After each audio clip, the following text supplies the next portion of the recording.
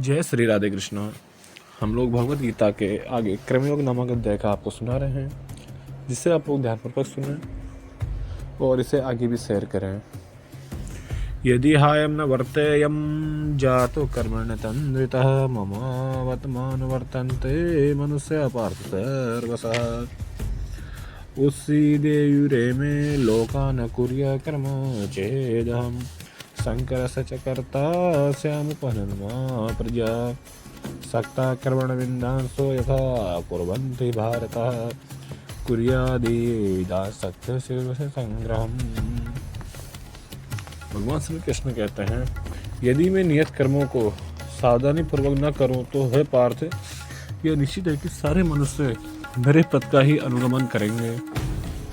आध्यात्मिक जीवन की उन्नति के लिए एवं सामाजिक शांति में संतुलन बनाए रखने के लिए कुछ परंपरागत कुलाचार हैं जो प्रत्येक सभ्य व्यक्ति के लिए होते हैं। ऐसे विधि विधान केवल बद्ध जीवों के लिए हैं, भगवान कृष्ण के लिए नहीं। लेकिन क्योंकि वे धर्म की स्थापना के लिए अवतरित हुए थे, अतः उन्होंने निर्दिष्ट नियमों का पालन किया।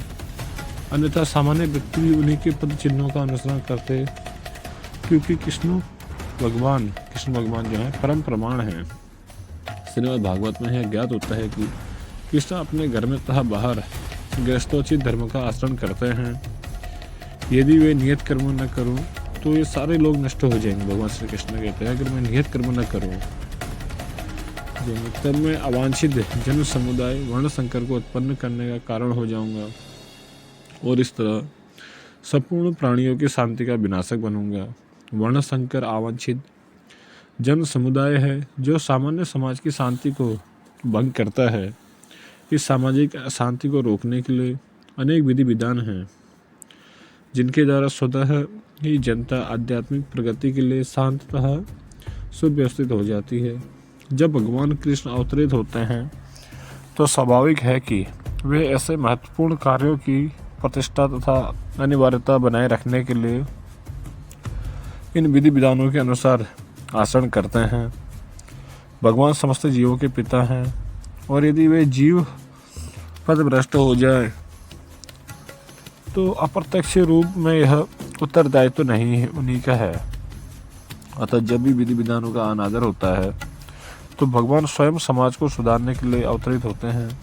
किंतु हमें ध्यान देना होगा कि यद्यपि हमें भगवान के पद चिन्हों का अनुसरण करना है तो भी हम उनका अनुसरण नहीं कर सकते। अनुसरण और अनुकरण एक ही से नहीं होते। हम गोवर्धन पर्वत उठाकर भगवान का अनुकरण नहीं कर सकते, जैसा कि भगवान ने अपने बाल्यकाल में किया था। ऐसा कर पाना किसी मनुष्य के लिए संभव नहीं है। हमें उनके उपदेशों का पालन करना चाहिए, किंतु किसी भी समय हमें उनका अनुसरण नहीं करना है। श्रीमद् भगवद गीता में इसकी पुष्टि हुई है। मनुष्य व भगवान तथा उनके द्वारा शक्ति प्रदत्त सेवकों के उपदेशों का मात्र पालन करना चाहिए। उनके उपदेश हमारे लिए अच्छे हैं और कोई भी बुद्धिमान पुरुष बताई गई विधि से उनको कार्यान्वित करेगा। फिर भी मनुष्य को सावधान रहना चाहिए कि वह अपने के कार्यों का अनुकरण न करे। उसे शिव जी के अनुकरण में विष का समुद्र नहीं पी लेना चाहिए। हमें सदैव ईश्वरों की या सूर्य तथा चंद्रमा की गतियों को वास्तव में नियंत्रित कर सकने वालों की स्थिति को श्रेष्ठ मानना चाहिए। ऐसी शक्ति के बिना कोई भी शक्तिमान ईश्वरों का अनुकरण नहीं कर सकता। शिव जी ने सागर तक के विष का पान कर लिया, किंतु यदि कोई सामान्य व्यक्ति विष की एक बूंद भी पी लेने का प्रयत्न करेगा तो वह मर जाएगा। शिव जी के अनेक छात्र भक्त हैं जो गांजा तथा ऐसी ही अन्य मादक वस्तुओं का सेवन करते रहते हैं, किंतु वे यह भूल जाते हैं कि इस प्रकार शिव जी का अनुकरण करने से वे अपनी मृत्यु को निकट बुला रहे हैं। इसी प्रकार भगवान कृष्ण में अनेक छात्र भक्त हैं जो भगवान की रासलीला तथा प्रेम नृत्य का अनुकरण चाहते हैं, किंतु वह भूल जाते हैं कि गोवर्धन पर्वत को धारण नहीं कर सकते। अतः सबसे अच्छा तो यही होगा कि लोग शक्तिमान का अनुकरण न करके केवल उनके उपदेशों का पालन करें, नहीं बिना योग्यता के किसी को उनका स्थान ग्रहण करने का प्रयत्न करना चाहिए। ऐसे अनेक ईश्वर के अवतार हैं जिनमें भगवान की शक्ति नहीं होती है।